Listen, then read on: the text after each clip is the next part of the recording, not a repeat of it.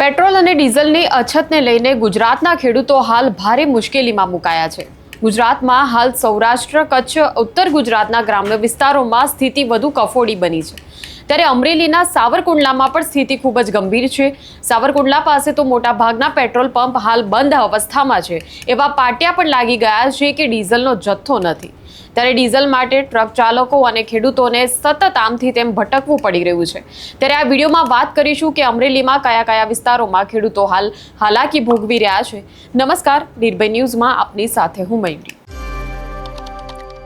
તો પહેલા પેટ્રોલ અને ડીઝલના ભાવ વધ્યા, એના પછી ડીઝલની જે અછત સર્જાઈ તેના કારણે ગુજરાતના ગ્રામ્ય વિસ્તારોમાં ખેડૂતો, ટ્રાન્સપોર્ટ ઉદ્યોગ સાથે સંકળાયેલા લોકો, ટ્રાવેલ્સના સંચાલકો, દરેક ધંધાધારી માણસ હાલ ભારે હાલાકી ભોગવી રહ્યો છે। જો કે સૌથી વધુ નુકસાન થઈ રહ્યું છે ખેડૂતોનું। ત્યારે અમરેલીમાંથી જે દ્રશ્યો સામે આવ્યા છે તે તમને વિચારવા પર મજબૂર કરી દેશે કે ડીઝલ જેવી પાયાની સુવિધા માટે જગતના તાતને કેટલો સંઘર્ષ કરવો પડી રહ્યો છે। ત્યારે નજર કરીએ અમરેલીના ધારીમાંથી અને સાવરકુંડલામાંથી ચિંતા જન્માવતા આ દ્રશ્યો પર।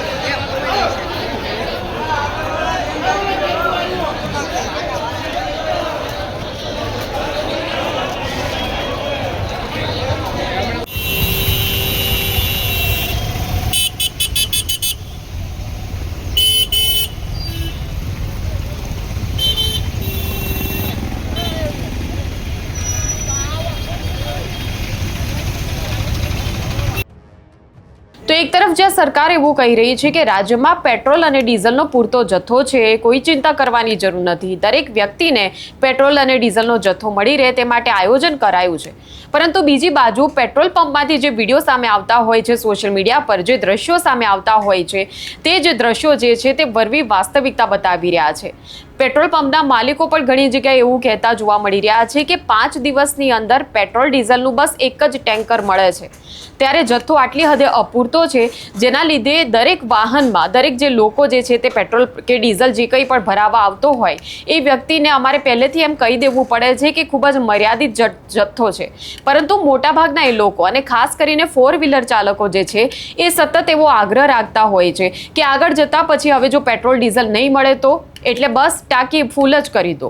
ત્યારે આ ટાંકી ફૂલ કરાવવાનો જે આગ્રહ છે તેના લીધે જ પેટ્રોલ પંપ પર સૌથી વધારે રકઝક થાય છે, પરંતુ ખેડૂતો એવો આક્ષેપ કરી રહ્યા છે કે અમે તો સવારના 5 વાગ્યાથી લાઇનમાં ઊભા હોઈએ છીએ, અમે આખી રાત અહીંયા સૂઈ રહીએ છીએ, અને જ્યારે ટેન્કર આવે ત્યારે બસ ગાડીવાળા પહેલાં ડીઝલ ભરાવીને જતા રહે છે, ત્યારે ચડસી થાય છે, અને જે ગાડીઓ લઈને આવ્યા હોય એ ડીઝલ ભરાવીને નીકળી જાય, અમારે શા માટે બસ આ જોઈને બેસી રહેવાનું।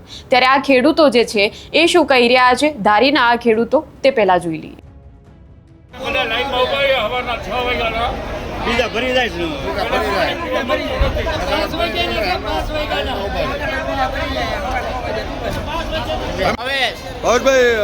પંપે આવ્યા છો તમે? હા, શું લેવા? ડીઝલ લેવા।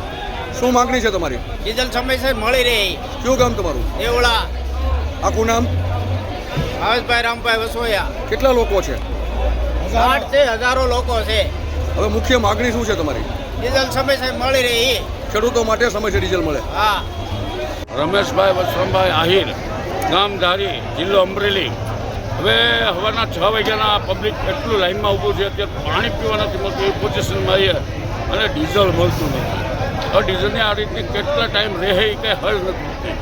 હવે અત્યારે ખેડૂત ડાયરાને ખેતી એમને પીડી, ખેતીમાં કોઈ ખેડવાનું હળખેડ કરવી, સા નાખવા, કોઈની પોઝિશન અત્યારે બહુ ખરાબ છે, અને હાલમાં ડીઝલ અત્યારે આવે જ્યાં લાઈનમાં ઉભા એટલે થોડાક રહી જાય બિચારા એમને પાસે। હવે માગણી શું છે તમારી? માંગણી આપણી એ છે કે ટાઈમસર ડીઝલ બધા ખેડૂતને મિત્રોને મળી જાય, એવી બધી માંગણી છે અમારી। તો પેટ્રોલ અને ડીઝલની અછતના આ મુદ્દાની તો હવે કેબિનેટ બેઠકમાં પણ ચર્ચા થઈ ચૂકી છે. ત્યારે બસ હવે એવી જ આશા રાખીએ કે આગળ જતા આ મુદ્દો જે છે સરકાર આ મામલે કોઈ ઉકેલ લાવે, કોઈ સમાધાન લાવે. જે જથ્થો જ્યાં જ્યાં પણ અપૂરતો છે અને જ્યાંથી પણ ફરિયાદો ઉઠી રહી છે ગુજરાતના ભાગોમાં, સૌરાષ્ટ્ર હોય કે ઉત્તર ગુજરાત, ત્યાં જે ખેડૂતો જે છે એ ખેડૂતો માટે જે ડીઝલ જે છે તેની પૂરતી વ્યવસ્થાઓ કરવા બાબતે હવે યોગ્ય પગલાં લેવાય, બસ એવી જ હવે આશા રાખવાની છે. ત્યારે આ મુદ્દે તમારું શું માનવું છે? તમારા વિસ્તારોમાં શું તમે પણ પેટ્રોલ ડીઝલને લઈને હાલાકી ભોગવી રહ્યા છો? કમેન્ટ સેક્શનમાં અમને જણાવો. આ પ્રકારના વિડીયો માટે આપ જોતા રહો નિર્ભય ન્યૂઝ. અમારી ચેનલને લાઇક, શેર અને સબસ્ક્રાઇબ કરવાનું ભૂલશો નહીં. નમસ્કાર.